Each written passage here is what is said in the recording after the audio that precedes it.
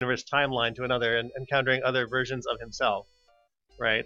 hence the Ah, name, nice. hence the name One Thing After Another. So I did not know that. Warren Spector is also an excellent ping pong player. He was the one person at Looking Glass I could not beat in ping pong. Now I remember you were quite a good ping pong player, I was, and I didn't but realize that Warren was better. I could not be. He doesn't strike me as a ping pong master, but you never know didn't with strike Warren. me as a ping pong master either. Very sneaky. The other Warren story I'll tell is that he moved down to Austin, Texas, some years ago, and had one house, which he started to fill with books. Both he and his wife are writers and big readers of all sorts, about a lot of science fiction and fantasy. And I remember visiting, and their house was just filled floor to ceiling with books. And it became, at one point, they decided that they didn't have enough room for themselves, so they bought another house next door and kept the old house as their library, which I believe they had to reinforce the floors because they put in so many books. They had just many tons worth of books in that house. I forgot. I think they still have it. Yeah, I don't know what property values were like in Austin at the time. But nice trick if you can pull it off. I've been bouncing around this ice world for a while. Will's easily amused.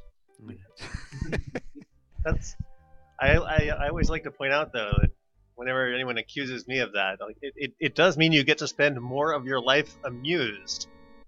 So that's a good thing. Well, I think that the design of the ice world is fun in that it really encourages you to experiment as you're moving around the levels. Games up to this point didn't have you so much interacting physically with the world. You have got a quest, particularly in terms of fantasy games or role-playing games. You got a quest. You went from A to B. You had encounters. You had dialogues, but the physicality of the worlds themselves was typically not really expressed as a game design in any meaningful way. I mean, there might be corridors you had to go around, so you had to physically figure your way around the space. There could be traps, but beyond that, there was little or no physicality to the world. So I think this is an interesting example, early example of how we need to create a physical space where just getting around the world becomes its own puzzle and kind of fun moment-to-moment experience. I mean, in a sense, it's why there's a basketball or something similar to a basketball in every Looking Glass game, right? It's like early on, like in Underworld, it was red rubber balls, right? That were just like sitting around in places like, and people would think they were for something, and they'd like keep them and wait until the quest where this was a thing they had to use. But no, it was really just there to show off the fact that we were actually running a Newtonian physics simulation, right? And then in either System Shock or Thief, by that time it had evolved to basketballs that had to be in every game. And I think there was someone in System Shock 2, one of our fans got upset at us because they carried the basketball with them the entire game, waiting for the some momentous plot, But no, it was just a basketball. And so in some sense, the ice world is the basketball world. With between the slippery floors and the Yeti throwing snowballs and stuff, like it's really sort of showing off the fact that things have velocity and momentum and everything, which again, like these days, that's out of the box technology. But your animator here was a martial artist. He's throwing absolutely correct punches. Thank you for that. Yeah, it's Yeti are from China, so he brought Shaolin. Yeah, he's punching through the shoulder from the hip. Yeah, exactly. Yeah. Well, we used real Yetis here to model them, so Yeah, That's true. They really don't like being covered with all those ping pong balls, though. little known fact. So I swear I saw a raccoon. run by earlier. Will says it wasn't, but I just want to point out that you guys were on the raccoon train way before me. The fact that Chris is seeing raccoons gives you no new information. Chris, that was a giant rat.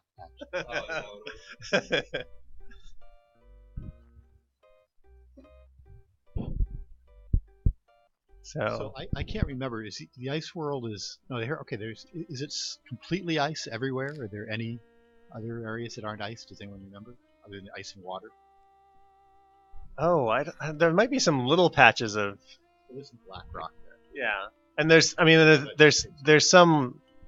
Obviously, there's the slippery ice and the non-slippery ice, and the like gray snowy stuff. Yeah, I don't remember. I just want to say I'm glad that people recognize the Yetis as Yetis. That was a bit of a problem with trolls in the original game, as to like people not being sure just what to call them. I mean, obviously they weren't people, but we had one of the friends of the developers saw us working on the game back then, I recall, and her immediate question is, why is the bear wearing underwear? That was maybe not the most successful moment.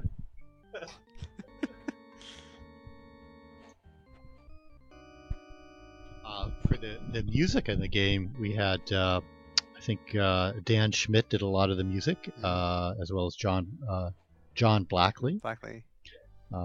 Now Seamus Blackley, but back then he went by John. Didn't they do all the music in like 2 weeks in Dan's basement? Yeah, about that. It was like, oh, we need music. Right. Okay, we're gonna go off and do the music. Right. They developed the Underworld 2 theme, and then they did a lot of interesting variants on it throughout the game. You can hear the melody kind of running through different parts of the game, but in different styles. The waltz style and the more slow classical Dan style. Schmidt was a engineer by role, software engineer by role, but he had a very strong music background, and he also had perfect pitch. And I see, if I remember correctly, he double majored at MIT in software engineering and music, and would later go on to spend quite a few years at Harmonix, working on Rock Band and Guitar Hero among others. I worked with him during my tenure there on Disney Fantasia Music Evolved. And Seamus, I think he had a music degree as well as his physics. Yeah, well, I know he was a jazz pianist. He would play professionally in bars and restaurants, and was a jazz pianist. But he got I think he got a graduate degree in physics. Yeah, I don't know what his undergraduate degree was. Particle physics at Tufts University. Yeah.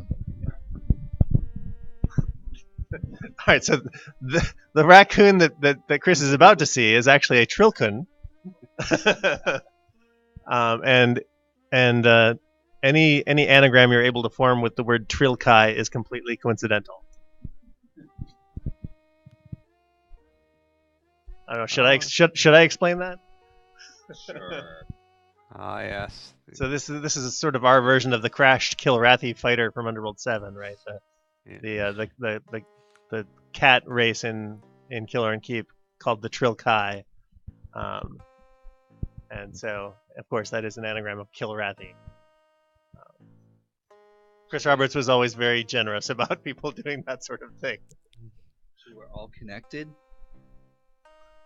We'll just leave that hanging out there. Should see if he has a healing potion for sale. Because we kind of need it right now. Yeah. I think I have healing potions on me, but I don't have any lore skills, So you're not sure which potions they are. Just a red potion. Just start taking potions. Just drink. Yeah, just drink everything and see what happens. Red potion. The red ones usually don't kill you. I think this is the point where we really started committing to a color code for the potions. In Underworld 1, it was kind of informal. But here we actually had, red would be healing or armor or those sorts of like restorative and protective effects. Purple, I think, was the real wild card. Green was usually poison. That sort of stuff. Anyone remember this? Oh yes, in fact, Fliffykins on the chat notes that actually in one of the cat's conversations, there's the Trilkai.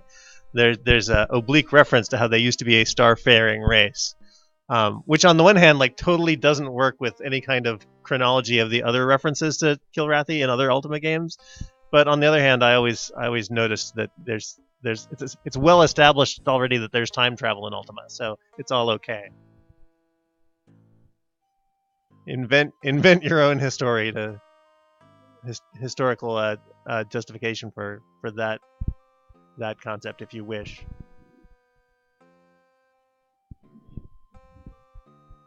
I'm sorry.